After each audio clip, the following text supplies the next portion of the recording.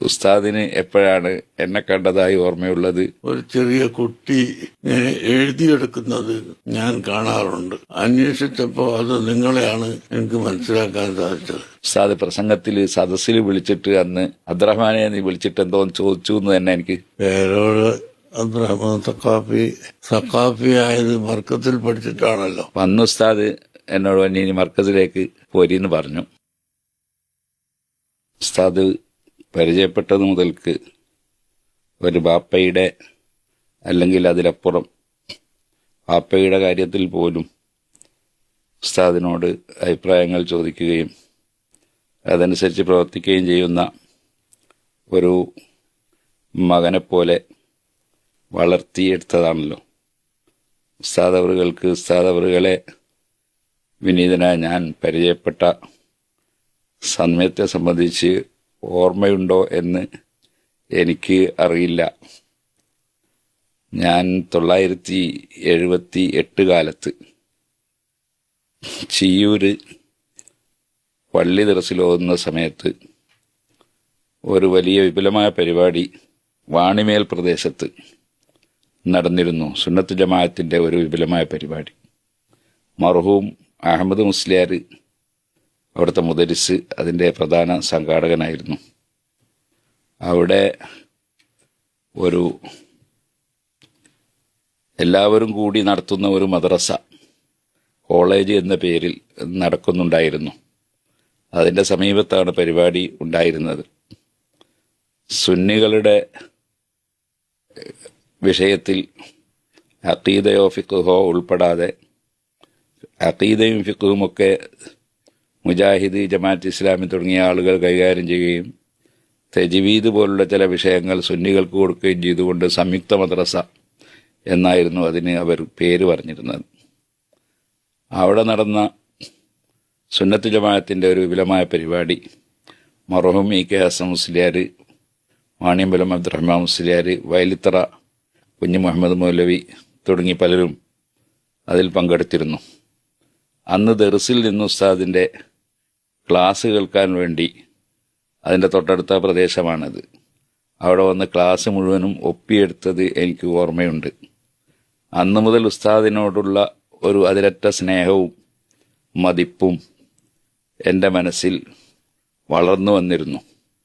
അതിനു മുമ്പ് ഉസ്താദിനെ കാണുകയും ഉസ്താദിൻ്റെ പ്രസംഗങ്ങൾ കേൾക്കുകയും ചെയ്തിട്ടുണ്ടാകാം. പക്ഷേ എൻ്റെ ഓർമ്മയിൽ അന്ന് മുതലാണ് കൂടുതൽ ഓർമ്മയിലുള്ളത്. ഉസ്താദിന് എപ്പോഴാണ് എന്നെ കണ്ടതായി ഓർമ്മയുള്ളത് എന്ന് പറയാൻ കഴിയുമോ? എന്ന് പറഞ്ഞ ആ ഇനത്തിൽ നമ്മളെ ഈ ചർച്ചയെ ഞാൻ കണക്കാക്കുന്നു. നാം തമ്മിൽ കണ്ടത് എവിടെ നിന്നാണെന്ന് പറയാൻ ഇപ്പോൾ ഓർമ്മയില്ലെങ്കിലും ഞാൻ ആ ഭാഗത്ത് എവിടെ വയത് പറയുമ്പോഴും ഒരു ചെറിയ കുട്ടി ഇങ്ങനെ എഴുതിയെടുക്കുന്നത് ഞാൻ കാണാറുണ്ട്. അന്വേഷിച്ചപ്പോൾ അത് നിങ്ങളെയാണ് എനിക്ക് മനസ്സിലാക്കാൻ സാധിച്ചത്. അതിലേറ്റവും പ്രധാനമായത് കുറ്റ്യാടിയിൽ എൻ്റെ മുമ്പ് മർഹൂം ബദി അബ്ദുൽ ഖാദർ മുസ്ലിയാരും അതുപോലുള്ള ആളുകളൊക്കെ വന്നിട്ട് സുന്നികൾക്ക് പ്രസംഗിക്കാൻ പാടില്ലെന്ന് പറഞ്ഞ് അവിടുത്തെ മുജാഹിദുകളും ജമാഅത്ത് ഇസ്ലാമിക്കാരും അവരെ ഓടിക്കുകയും അത് പറയാതെ വരികയും ചെയ്തതിന് ശേഷം സംഘടിപ്പിക്കപ്പെട്ട വലിയ ഒരു പരിപാടിയായിരുന്നു ഞാൻ പോയത്. അന്നും ഇന്നും പരിപാടിയുടെ സദസ്സ് നോക്കിയാൽ വളരെ അധികം വ്യത്യാസമുണ്ട്. അന്ന് ഈ കറുത്ത മുടിയുള്ള സദസ്സിലെ ആയിരങ്ങൾ ഒന്നായിട്ട് ഒരേ വലിപ്പത്തിൽ ഇരിക്കുന്നത് കാണുമ്പോൾ ഒരത്ഭുതമായിട്ട് തോന്നുമായിരുന്നു. ഇന്ന് ആ സ്ഥാനത്ത് എല്ലാവരും തലക്കെട്ട് കെട്ടുകയോ അല്ലെങ്കിൽ തല ടവൽ കൊണ്ടെങ്കിലും മറക്കുകയോ ചെയ്തുകൊണ്ടാണ് ഈ 10,000-ങ്ങളെ നാം കാണാറുള്ളത്. അങ്ങനെ മുമ്പൊക്കെ സുന്നികളെ ആട്ടിയോടിച്ച സ്ഥലം എന്ന നിലക്ക് വളരെ ഗൗരവമായ ശ്രദ്ധയോടുകൂടി സുന്നികൾ സംഘടിപ്പിച്ച ഒരു പരിപാടിക്കാണ് ഞാൻ വന്നത്. അന്ന് എന്നോട് എന്ത് ചോദിച്ചാലും മറുപടി പറയാൻ കഴിയും എന്ന നിലക്ക് ചോദ്യം കിട്ടുന്നത് എനിക്കൊരു സന്തോഷമാണ്. അങ്ങനെ അവിടെ വന്നപ്പോൾ ആയിരങ്ങൾ ഒരുമിച്ച് കൂടി ദുആ കഴിഞ്ഞ് ഇരിക്കുമ്പോഴാണ് മഴക്കാറ് വളരെ ഗൗരവമായി മഴ പെയ്യും എന്നൊന്ന് തോന്നൽ വന്നത്. ഞാൻ പെട്ടെന്ന് എൻ്റെ വാക്ക് മഹാനായ ഗൗസുൽ ആസം മൊഹീദ്ദീൻ ശൈഖിന്റെ ബർക്കത്ത് കൊണ്ട് ഇവിടെ മഴ വേണ്ട എന്ന് ഞാൻ പറഞ്ഞുപോയി. പറഞ്ഞതിന് ശേഷമാണ് എനിക്ക് ബേജാറായത്. ഗൗസുൽ ആസമിന്റെ പേര് പറഞ്ഞത് കൊണ്ട് അഥവാ മഴ പെയ്താൽ ബുദ്ധിയില്ലാത്ത ഒരു ഗൗസുൽ ആസമിനെയാണല്ലോ താഴ്ത്തി പറയുക, അത് ഞാൻ കാരണക്കാരനാകുമോ എന്ന് എനിക്ക് പേടിയായി. പക്ഷേ അല്ലാഹു തആല അത് സ്വീകരിച്ച് കുറ്റ്യാടിയിൽ മഴയില്ലാതെയും പരിസര പ്രദേശങ്ങളിലെല്ലാം മഴ വർഷിക്കുകയും ചെയ്തുകൊണ്ട് 1-2 മണിക്കൂർ ഞാൻ അവിടെ പ്രസംഗിച്ചു. അന്ന് ചോദ്യങ്ങൾ നിരവധിയായിരുന്നു. മൻ നബി എന്ന് റസൂലുള്ളാഹിനോട് ചില ആളുകൾ ചോദിച്ചതുപോലെ ചിലർ എൻ്റെ പിതാവാരാണ് എന്നുവരെയുള്ള ചോദ്യങ്ങളാണ് എന്നോട് ചോദിക്കുന്നത്. മുഹമ്മദ് നബി സല്ലല്ലാഹു അലൈഹി വസല്ലം തങ്ങൾക്ക് ഭ്രാന്ത് ഉണ്ടാകലുണ്ടല്ലോ, പിന്നെ എങ്ങനെ അവിടുന്ന് പറയുന്നതെല്ലാം സ്വീകരിക്കുമെന്നായിരുന്നു ഒരു മുജാഹിദിന്റെ ചോദ്യം. ആ ചോദ്യം കയ്യിൽ കിട്ടിയപ്പോൾ എൻ്റെ വായിൽ നിന്ന് പെട്ടെന്ന് വന്നുപോയി, പിതാവില്ലാത്ത ആളാണ് ഈ ചോദിച്ചത് എന്ന്. ഏതായാലും ഞാൻ മറുപടി പറയുകയും വയലൊക്കെ കഴിഞ്ഞതിന് ശേഷം ആ ചോദ്യകർത്താവിനെ പറ്റി അന്വേഷിക്കുകയും ചെയ്തപ്പോൾ ആ വാക്ക് സത്യമായിരുന്നു എന്ന് പിന്നീട് മനസ്സിലാക്കാൻ കഴിഞ്ഞു. ഏതായാലും അന്നത്തെ ആ വലിയ പരിപാടിയിൽ എഴുതിയെടുക്കുന്നത് കണ്ടു എന്ന നിലക്ക് നിങ്ങളെ എനിക്ക് വലിയ സന്തോഷമാവുകയും തൃപ്തിപ്പെടുകയും ചെയ്തിരുന്നു. അന്നു മുതൽക്കാണ് നമ്മൾ തമ്മിൽ കണ്ട ശരിയായ ഓർമ്മ എനിക്ക് ഉള്ളത്. അതിൻ്റെ മുമ്പ് കണ്ടിട്ടുണ്ടോ ഇല്ലേ എന്ന് പറയാൻ സാധിക്കില്ല. ഞാൻ നെഹ്വിന്റെ കിതാബ് പോകുന്ന കാലത്താണ് വാണിമേൽ പരിപാടി നടന്നിരുന്നത്. അപ്പോൾ ഉസ്താദിന്റെ ക്ലാസ് അതങ്ങനെ തന്നെ ഒപ്പിയെടുത്ത് ഞാൻ പിന്നീട് പല സ്ഥലത്തും അതൊരു സാധാരണ നിലക്കുള്ള കല്യാണ വീട്ടിലൊക്കെ ഉണ്ടാകുന്ന ചില സംവാദങ്ങൾ ഉണ്ടാവുമല്ലോ, അത്തരം സംവാദത്തിൽ ഉസ്താദ് പറഞ്ഞതുപോലെ പറഞ്ഞ് ആവർത്തിച്ചത് എനിക്ക് ഓർമ്മയിലുണ്ട്. വാണിമേൽ പരിപാടി നടന്നത് ഞാൻ പുല്ലൂക്കര ജമാഅത്ത് പള്ളിയിൽ പഠിക്കുന്ന സമയത്താണ്. അപ്പോൾ പിന്നെയും കുറച്ച് വർഷങ്ങൾ കഴിഞ്ഞിട്ടുണ്ട്. അവിടെ നിന്ന് ഞങ്ങൾ ഒരു വാഹനത്തിൽ പേരോട് നിന്ന് വാഹനത്തിൽ ഞങ്ങൾ കുറേ ആൾക്കാർ ഉസ്താദിൻ്റെ പ്രസംഗത്തിന് വന്ന് അന്ന് നിലത്തിരുന്ന് പ്രസംഗം കേട്ടവനാണ് ഞാൻ. ഉസ്താദ് ഈ പറഞ്ഞ മഴ വന്നതൊക്കെ എനിക്ക് ഓർമ്മയിൽ ഉണ്ട്. മഴ പെയ്യാന്ന് ഉസ്താദ് പ്രസംഗിക്കുന്ന സമയത്ത് തുടങ്ങി ചൂടാകുന്ന സമയത്താണ് പ്രസംഗം ചൂടാകുക എന്ന് പറയുന്നൊരു രംഗമുണ്ടല്ലോ, ആ സമയത്താണ് മഴ ചാറിയത്. അപ്പോൾ ആരും എഴുന്നേൽക്കണ്ട, എല്ലാവരും അവിടെ ഇരുന്നോളൂ, മൊഹീദ്ദീൻ ശൈഖ് റളിയല്ലാഹുവിൻ്റെ ബർക്കത്ത് കൊണ്ട് മഴ പെയ്യൂല എന്ന് ഉസ്താദ് പറഞ്ഞു. അപ്പോൾ ഞങ്ങളൊക്കെ അവിടെ തന്നെ ഇരുന്നു. ഞാൻ ഏറ്റവും കൂടുതൽ അന്ന് ഞെട്ടിയവനാണ്. ഉസ്താദ് പറഞ്ഞ പോലെ അഥവാ പെയ്തിട്ടുണ്ടെങ്കിൽ ഇപ്പം ഇവിടെ കൂക്കുവിളി നടക്കുമല്ലോ എന്ന് വിചാരിച്ച് പേടിച്ചെത്തനാണ് ഞാൻ. അൽഹംദുലില്ലാ പിന്നെ പരിസരങ്ങളിൽ മാത്രം നമ്മൾ വയൽ കഴിഞ്ഞ് തിരിച്ചു വരും പരിസരങ്ങളിലൊക്കെ മഴയുണ്ട്, അവിടെ മാത്രം മഴ പെയ്തിരുന്നില്ല. നല്ല ഓർമ്മ എനിക്കുണ്ട്. അത് പുല്ലൂക്കര ജമാഅത്ത് പള്ളിയിൽ പഠിക്കുന്ന സമയത്താണ്.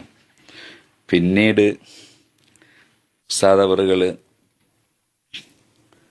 പല സ്ഥലങ്ങളിൽ വെച്ചും പ്രസംഗം ഞാൻ കേൾക്കാറുണ്ടെങ്കിലും പുല്ലൂക്കരയിലേക്ക് തന്നെ ഒരു ദിവസം ഉസ്താദിനെ ഞാൻ വിളിച്ചു കൂട്ടിക്കൊണ്ടുപോയിട്ടുണ്ട്.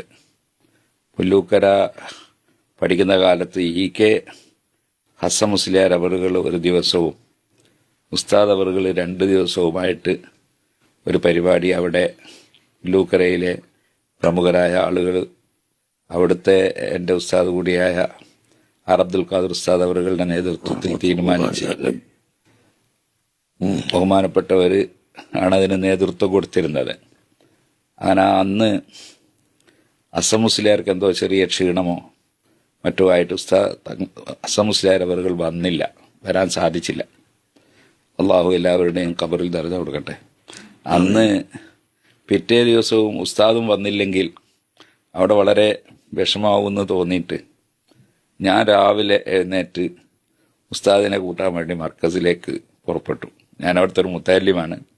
പ്രസംഗിച്ച് തുടങ്ങുന്ന സമയമാണ്. ഞാൻ ആദ്യത്തെ വയത് പറഞ്ഞത് അതിനോടനുബന്ധിച്ച് TC മുഹമ്മദ് മുസ്ലിയാരുടെ 10 ദിവസത്തെ പരിപാടി ഉണ്ടായിരുന്നു. അതിൽ മൂപ്പർക്ക് 2 ദിവസം വരാൻ കഴിയാത്തതുകൊണ്ട് പകരം വയത് പറഞ്ഞിട്ടാണ് ഞാൻ വയത് തുടങ്ങിയതെന്നാണ് എൻ്റെ ഓർമ്മ. അത് ഈ പരിപാടിയോടനുബന്ധിച്ച് തന്നെയാണ്. ഉസ്താദിനെ വിളിക്കാൻ വേണ്ടി വന്നു. മർക്കസിൽ അന്ന് ചെറിയ ഒരു സൗകര്യം മാത്രമേ ഉള്ളൂ. മർക്കസ് ഉണ്ടായിരുന്നു.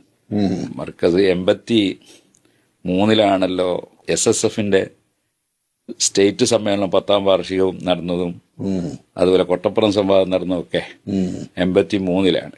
അതിന്റെ നേരെ മുമ്പത്തെ വർഷമാണ് ഹസൻ മുസ്ലിയാർ വഫാത്താകുന്നത്. ഹസൻ മുസ്ലിയാരുടെ വഫാത്തിന്റെ കുറച്ച് മുമ്പാണ് ഈ പറഞ്ഞ പരിപാടി.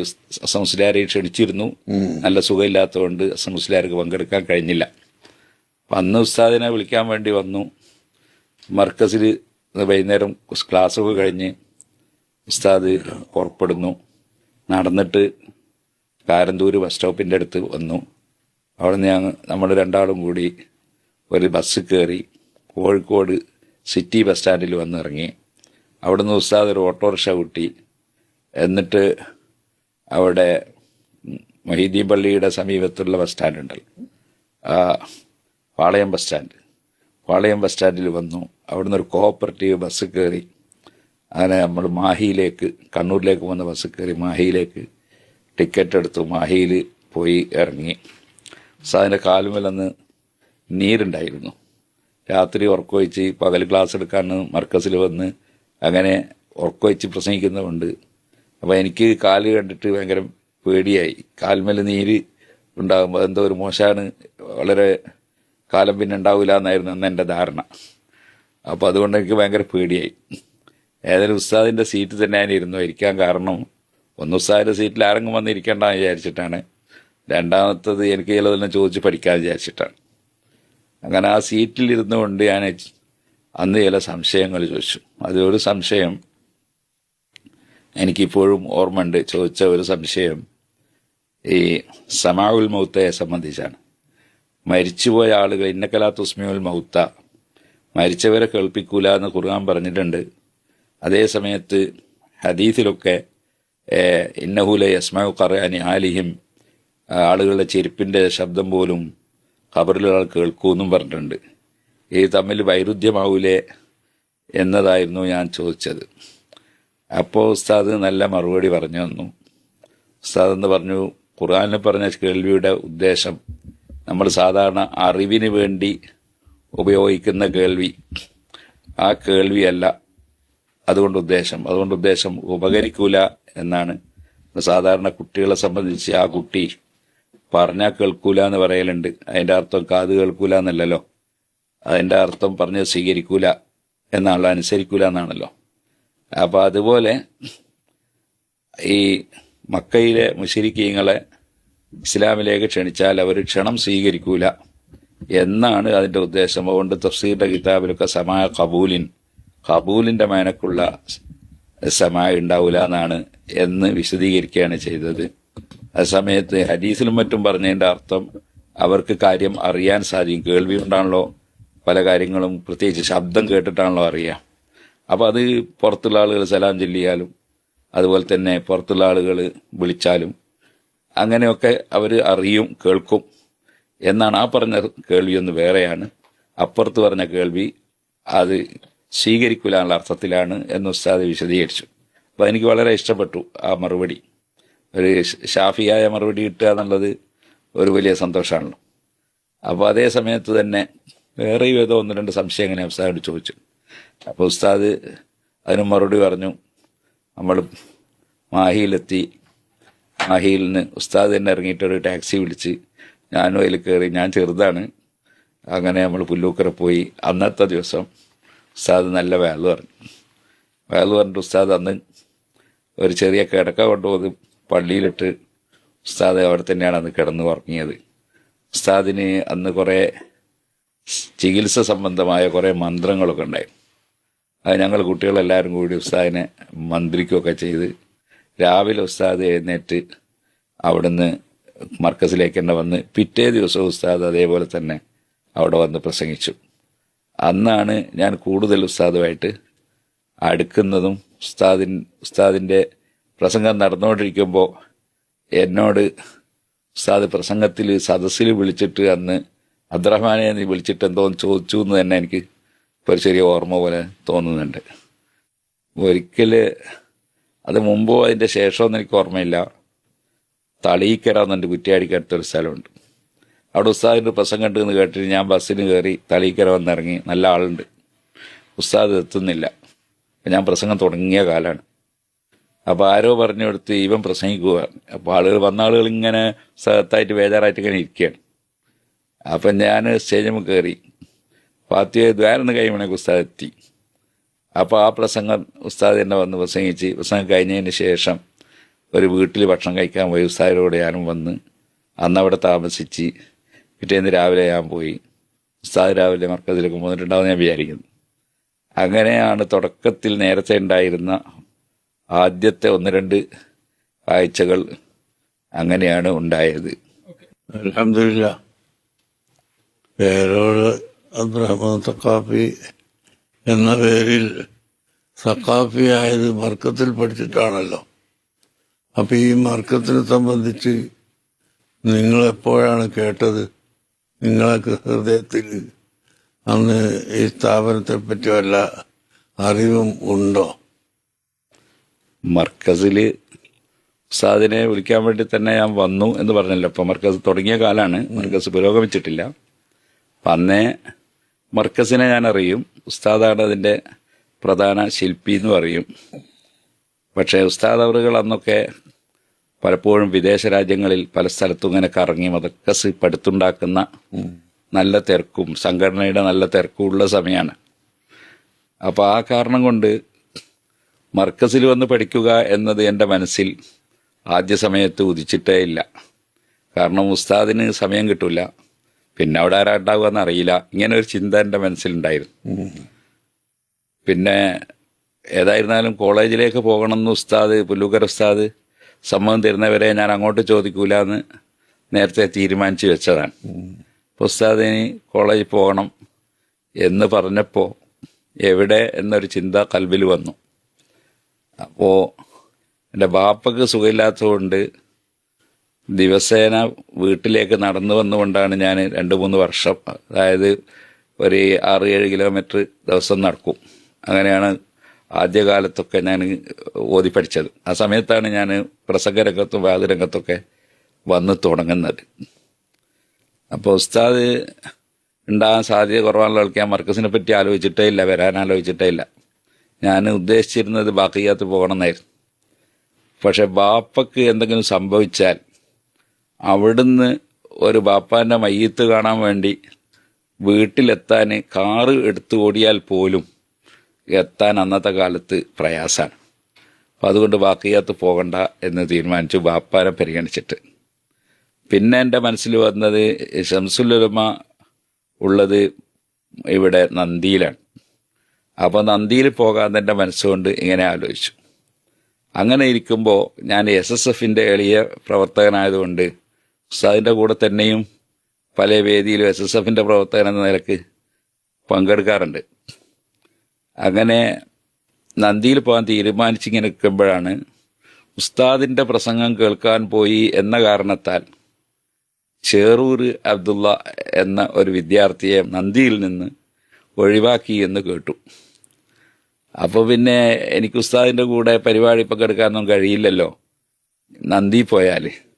അതേ സമയത്ത് കെ ഉസ്താദിൻ്റെ കൂടെ ഒരു പരിപാടി പങ്കെടുക്കണമെങ്കിൽ ഉസ്താദ് അതിന് തടസ്സം ചെയ്യൂല എന്ന് എനിക്ക് ഒരു വിശ്വാസമുണ്ട്. കാരണം ഉസ്താദിൻ്റെ പെരുമാറ്റങ്ങളും സംസാരങ്ങളൊക്കെ അങ്ങനെയായിരുന്നു അന്നും, എന്നും അങ്ങനെയാണ് ഉണ്ടാകാറ്. അതുകൊണ്ട് മർക്കസ് പോവാം എന്നെൻ്റെ മനസ്സ് ഇങ്ങനെ മന്ത്രിക്കുന്ന സമയത്താണ് കല്ലിക്കണ്ടിയിൽ മുജാഹിദിനെതിരെ ഒരു പള്ളി ഉണ്ടാക്കി അതിൻ്റെ ഒരു ഉദ്ഘാടന കർമ്മവുമായി ബന്ധപ്പെട്ട് ഉസ്താദ് അവിടെ പരിപാടിക്ക് വന്നു. അതിൻ്റെ തലേ ദിവസം ഞാൻ അവിടെ പ്രസംഗിച്ചിരുന്നു, ഉസ്താദ് വരുന്നതിൻ്റെ തലേന്ന്. അന്ന് മുജാഹിദീങ്ങൾ 970 കല്ലിക്കണ്ടി നിങ്ങളെ അടുത്ത് തന്നെയാണ്. പാനൂർ കല്ലിക്കണ്ടി പുല്ലൂക്കരക്ക് അടുത്താണ്, പുല്ലൂക്കരയിട്ട് അടുത്താണ്. അപ്പോൾ 982 വരെ പഠിപ്പിച്ച മദ്രസയിലെ പുസ്തകത്തിൽ അതിൽ കെ മൗലവിയൊക്കെ എഴുതിയ പുസ്തകമാണ്. അതിൽ നിസ്കാരത്തിൻ്റെ ഫർള് 14. 82 മുതൽക്ക് KNM പ്രസിദ്ധീകരിക്കുന്ന മദ്രസാ പുസ്തകത്തിൽ നിസ്കാരത്തിൻ്റെ ഫർള് 9. അത് ഞാൻ മുളിയങ്ങൽ ഒരു പ്രസംഗം നടത്തിയിട്ട് അവിടുത്തെ മദ്രസ പാഠപുസ്തകങ്ങൾ കണ്ടിട്ടാണ് ഞാൻ മനസ്സിലാക്കി. അപ്പം അതിനെ സംബന്ധിച്ച് ഞാൻ അവിടെ വെച്ച് പ്രസംഗത്തിൽ പറഞ്ഞപ്പോൾ അതൊരു വലിയ വിവാദമായി. അങ്ങനെ 2 ചെറുപ്പക്കാർ കുട്ടികൾ ISMൻ്റെ കുട്ടികൾ വന്ന് പുസ്തകം കാണണമെന്ന് ഞാൻ കാണിച്ചു കൊടുത്തു. അങ്ങനെ അവർ മുജാഹിദ് രാജിവെച്ച് സുന്നികളായി. അപ്പോൾ ആ ഒരു സമയത്താണ് ഉസ്താദ് അവിടെ വരുന്നത്. അപ്പം എന്നെ സംബന്ധിച്ച് ഉസ്താദിനോട് നേരത്തെ VPM ഫൈസി ഉസ്താദ് എപ്പോഴും ഒരിക്കലും ഇവനിങ്ങനെ പ്രസംഗിക്കുന്നതൊക്കെ ആളാണെന്നുള്ളവരൊക്കെ ഒന്ന് പരിചയപ്പെടുത്തിയ ഒരു അറിവ് എൻ്റെ അടുത്തുണ്ട്. അന്ന് അവിടെ നിന്ന് ഉസ്താദിൻ്റെ പ്രസംഗം കഴിഞ്ഞ് തിരിച്ചു വരുമ്പോൾ ഉസ്താദിൻ്റെ വണ്ടിയിൽ ആണ് ഞാൻ കയറി എൻ്റെ വീട്ടിൻ്റെ അടുത്ത് ഇറങ്ങിയത്. അപ്പം അന്ന് ഉസ്താദ് എന്നോട് ഇനി മർക്കസിലേക്ക് പോരിന്ന് പറഞ്ഞു. അപ്പം ഞാൻ ഉസ്താദിനോട് അപ്പം പറഞ്ഞു, മർക്കസിൽ ഉസ്താദ് അധികം ഉണ്ടാവില്ലല്ലോ, പിന്നെ ഞാനവിടെ വന്നിട്ട് ആരാ ഉണ്ടാകുക എന്ന് ചോദിച്ചു. അപ്പോൾ ഉസ്താദ് പറഞ്ഞു അവിടെ ഇമ്പിച്ചാൽ ഉസ്താദിനെ നേരത്തെ എനിക്ക് ആ പരിചയമില്ലായിരുന്നു. ഇമ്പിച്ചാൽ ഉസ്താദിൻ്റെയും കൂടി ഉസ്താദാണ്, ഓറുണ്ട്. അതുപോലെ നെല്ലിക്കുത്ത് ഉസ്താദ് ഉണ്ടാകും, അതുപോലെ അബ്ദുള്ള മുസ്ലിയാരുണ്ട്. അങ്ങനെ പ്രഗത്ഭരായ ഒരുപാട് ആളുണ്ട്, ഞാനും പരമാവധി ഉണ്ടാവുകയും ചെയ്യും എന്ന് പറഞ്ഞു. അങ്ങനെയാണ് ഞാൻ മർക്കസിലേക്ക് വരാൻ കാരണമായതും മർക്കസിൽ വന്നതും. ഉസ്താദും VPM ഫൈസിയും ഒക്കെ അന്ന് മർക്കസിന് വേണ്ടി പല സ്ഥലത്തും യാത്ര ചെയ്യലും അതുപോലെ അവേൽത്തങ്ങൾ എനിക്ക് പരിചയം ഉണ്ടായിരുന്നില്ല, കൊണ്ടുള്ള പിൽക്കാലത്ത് ഞാൻ മനസ്സിലാക്കി. അപ്പോൾ ആ ഒരു സമയത്ത് ഉസ്താദ് നിരന്തരം യാത്ര ചെയ്യാനും കുട്ടികളുടെ ഡ്രസ്സ് പോലും ഉസ്താദ് കെട്ടിവലിച്ച് കൊണ്ടുവരൊക്കെ ചെയ്യുന്ന ഒരു സാഹചര്യം ഉണ്ടായിരുന്നു എന്ന് ഞാൻ മനസ്സിലാക്കിയിട്ടുണ്ട്. അപ്പോൾ ആ കാലഘട്ടത്തിൽ ഉസ്താദിൻ്റെ പ്രവർത്തനം എങ്ങനെയായിരുന്നു, എവിടെയെല്ലാം യാത്ര ചെയ്തു, അങ്ങനെയൊക്കെയാണ്. അത് ഇപ്പൊ വർണ്ണിക്കാൻ കഴിയില്ല, അത്രയും യാത്രയാണ്. ബോംബെ കസ്റ്റംസ് എന്ന് പറഞ്ഞാൽ കഷ്ടതയുടെ പര്യായം എത്തിച്ചതാണ് ബോംബെ കസ്റ്റംസ്. എന്നാലും ഞാൻ ഇവിടെ യത്തീംഖാനയിൽ പഠിക്കുന്ന കുട്ടികൾ പള്ളിയിലേക്ക് പോകുമ്പോൾ ബോർഡിങ്ങിൽ പഠിക്കുന്ന മുതലാളിമാരുടെ മക്കൾ നല്ല ഫോറിൻ ഷർട്ട് ഇട്ടാണല്ലോ പള്ളിയിലേക്ക് വരിക. അപ്പം ഈ യത്തീം മക്കൾ അത് വയന്നതൊട്ട് പോകരുത്, അവർക്കും ഇതുപോലത്തെ തന്നെ കൊടുക്കണം എന്നെനിക്കൊരാഗ്രഹമുള്ളത് കൊണ്ട് ഞാൻ അബുദാബിയിൽ നിന്നും ദുബായിൽ നിന്നൊക്കെ പല ആളുകളോടും വസ്ത്രത്തിൻ്റെ ചീര കടം വാങ്ങിയിട്ട് അല്ലെങ്കിൽ സംഭാവന വാങ്ങിയിട്ട് കൊണ്ടുവരും. ബോംബെയിലൊക്കെ സുബ്ഹാനല്ലാഹ് പെട്ടിയൊക്കെ കൊണ്ട് കഴിച്ച് വലിച്ചെറിയലാണ് അന്ന് കസ്റ്റംസിൽ. ഇപ്പോഴാണ് ഈ ക്യാമറയിൽ വെച്ച് വല്ലതും കേടുണ്ടെങ്കിൽ മാത്രം അഴിക്കും അല്ലെങ്കിൽ വിട്ട് തരുന്നത്. ബോംബെയിൽ അങ്ങനെയല്ല, പെറുക്കിയിട്ട് ഒരു ദിവസമൊക്കെ കസ്റ്റംസിൽ ഇങ്ങനെ ആളവിടെ ആയിപ്പോവും. അതെ, എന്നാലും ഞാൻ ഈ ഒരു നെയ്യത്ത് കൊണ്ട് വിദേശത്ത് നിന്ന് നല്ല ഫോറിൻ ഷീഡുകളും തട്ടുകളെല്ലാം കൊണ്ടുവന്ന് ഇവിടുത്തെ കുട്ടികൾക്ക് കൊടുക്കാറുണ്ട്. ആ കാലഘട്ടത്തിൽ സഹായിക്കാൻ ആളുകൾ വളരെ കുറവാണ്. VPM വില്യാപ്പള്ളിയും ഞാനും ഒരിക്കൽ കുവൈത്തിൽ പോയപ്പോൾ 15 ദിവസം സെയ്ദ് യൂസഫ് അലിപ്പായിൻ്റെ വീട്ടിൽ അവിടുത്തെ ചെരുവിൽ ഉറങ്ങിയിട്ടുണ്ട്. ആ 15 ദിവസവും ഞങ്ങൾക്ക് പിരിക്കാനുള്ള അനുവാദം തന്നില്ല. അത് ഈ നാട്ടുകാരായ ചില ജമാഅത്തെ ഇസ്ലാമിക്കാർ അവിടെ ഔക്കാഫിൽ തെറ്റായ റിപ്പോർട്ട് കൊടുത്തത് കൊണ്ടാണ്. ആ റിപ്പോർട്ടിന്റെ അടിസ്ഥാനത്തിൽ ഞങ്ങൾക്ക് ഒരു നിലക്കും അനുവാദം ലഭിക്കാതെ വന്നപ്പോൾ അവസാനം സയ്യിദ് യൂസുഫ് അരിഫായ് റഹ്മത്തുള്ളാഹി അലൈഹി അവർ തന്നെ ഔക്കാഫിൽ വന്ന് ഔക്കാഫിന്റെ മുദീറിനോട് സംസാരിച്ചു. എന്തുണ്ടെങ്കിലും ഞാൻ ഉത്തരവാദിയാണെന്ന് അദ്ദേഹം പറഞ്ഞപ്പോഴാണ് ഞങ്ങൾക്ക് കാശ് പിരിക്കാനുള്ള അനുവാദപത്രം ഔക്കാഫിൽ നിന്ന് ലഭിച്ചിട്ടുള്ളത്. അങ്ങനെ വളരെയധികം ശത്രുത ആ കാലഘട്ടത്തിലെ വിദ്യാർത്ഥികാർക്ക് നമ്മളോട് ഉണ്ടായിട്ടുണ്ട്. എന്നാൽ നമ്മൾ എവിടെയെങ്കിലും വിദ്യാർത്ഥികാരുടെ സ്ഥാപനങ്ങൾ എടുത്ത് കാണിച്ച് അവരങ്ങനെയാണ് ഇങ്ങനെയാണെന്ന് പറയാൻ പോയിട്ടേ ഇല്ല. നമ്മളെ ഹാലുമായിട്ട് പോകും, അവരുടെ ഹാലുമായിട്ട് പോകാനല്ല. അതിൻ്റെ ഇടയിൽ കിട്ടുന്നത് മുടക്കാനുള്ള പ്രവൃത്തിയാണ് നടക്കുക. അത് പല സ്ഥലത്തുനിന്ന് അനുഭവം ഉണ്ടായിട്ടുണ്ട്. അത് പിന്നീട് നമുക്ക് പറയാം, ഇപ്പം പറയുന്നില്ല. 5000 യത്തീം മക്കളുണ്ടെങ്കിലും ഞാൻ കൊടുക്കുമെന്ന് അബൂദാബിയിൽ നിന്ന് ഒരാള് ഏറ്റ്. പക്ഷെ അന്ന് ഇവിടെ 500 കുട്ടികളാണ് യത്തീംഖാനയുള്ളത്. അത് ഉണ്ടോ എന്ന് പരിശോധിക്കാൻ വേണ്ടി വന്ന കൂട്ടത്തിൽ ഒരു ജമാഅത്തെ ഇസ്ലാമിക്കാരനുണ്ടായിരുന്നു. അവൻ വളരെ ശക്തിയായിട്ട് ശിർക്കാണ് അവിടെ പഠിപ്പിക്കുന്നത്, അതുകൊണ്ട് ഒരിക്കലും സഹായം ചെയ്യാൻ പാടില്ല എന്ന് എഴുതിയ കത്തിന്റെ കോപ്പി എനിക്ക് പിന്നീട് ആ ഷെയ്ഖ് തരികയുണ്ടായി. ആ നിലക്ക് എതിർപ്പുകളൊക്കെ നടത്തുന്നതിൻ്റെ ഇടയിൽ അള്ളാഹുവിന്റെ സഹായം കൊണ്ട് നമ്മൾ ഈ കാര്യങ്ങളൊക്കെ നിർവഹിച്ച് വന്നുകൊണ്ടിരിക്കുകയാണ്. അത് അള്ളാഹുവിന്റെ സഹായം ഉണ്ടായാൽ ആര് എന്ത് പറഞ്ഞാലും അതൊന്നും നടക്കൂല എന്നുള്ളത് നമ്മൾ ഉറച്ച് വിശ്വസിച്ചിട്ടുണ്ടല്ലോ. അതിലെ നമ്മൾക്ക് ഖദറിലുള്ള വിശ്വാസം, അഹ്ലുസുന്നത്ത് വൽ ജമാഅത്തിന്റെ പ്രധാനപ്പെട്ട ഒരു വിശ്വാസമാണ് ഖദറിലുള്ള വിശ്വാസം. അതില്ല എന്ന് വിശ്വസിക്കലാണ് വിദ്യാർത്ഥികാരുടെ വിശ്വാസം. സഹീഹ് മുസ്ലിമിന്റെ ആരംഭത്തിൽ തന്നെ ഈ കാര്യം വളരെ വ്യക്തമായി പഠിപ്പിച്ചിട്ടുണ്ടല്ലോ.